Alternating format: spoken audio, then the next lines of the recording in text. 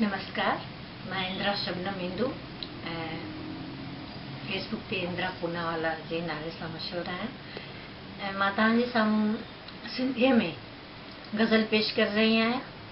उन खां पहिरियां नज़म बि पेश कंदी रहंदसि पंहिंजे आवाज़ में, छाकाणि आवाज़ में ई पंहिंजाइप महसूसु थींदी आहे ऐं प्यार।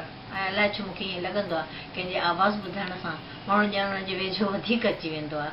त इन करे मां पंहिंजी इन वॉइस लिटरेरी कॉर्नर जेका हींअर ठाही आहे फेसबुक ते, उन मां पंहिंजी आवाज़ जे वसीले बि ऐं पंहिंजे रचनाउनि जे वसीले तव्हांजे साम्हूं अची रही आहियां। इंदिरा शबनम इंदु, शुक्रिया, नमस्ते।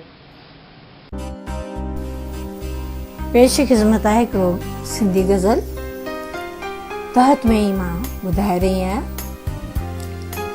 माण्हू त मुंहिंजो नाम पुछनि मूं खां हर घड़ीअ, माण्हू त मुंहिंजो नाम पुछनि मूं खां हर घड़ीअ, दिलि तां लही वियमि ही लिकाइण किथां थियो, दिलि तां लही वियमि ही लिकाइण किथां थियो।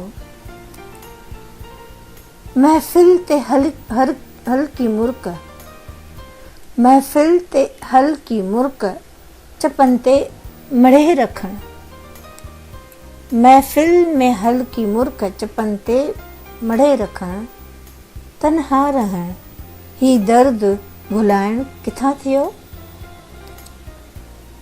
गौर फरमायो हिन शेर ते मुंहिंजे।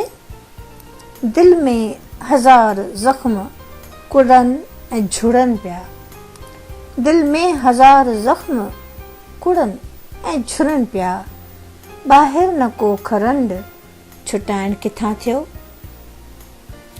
महफ़िल में आए, महफ़िल में आए वेठे अची भर में पोइ भी, महफ़िल में आए वेठे अची भर में पोइ भी, मौक़ो मिलण जो भीड़ में पाइण किथां थियो।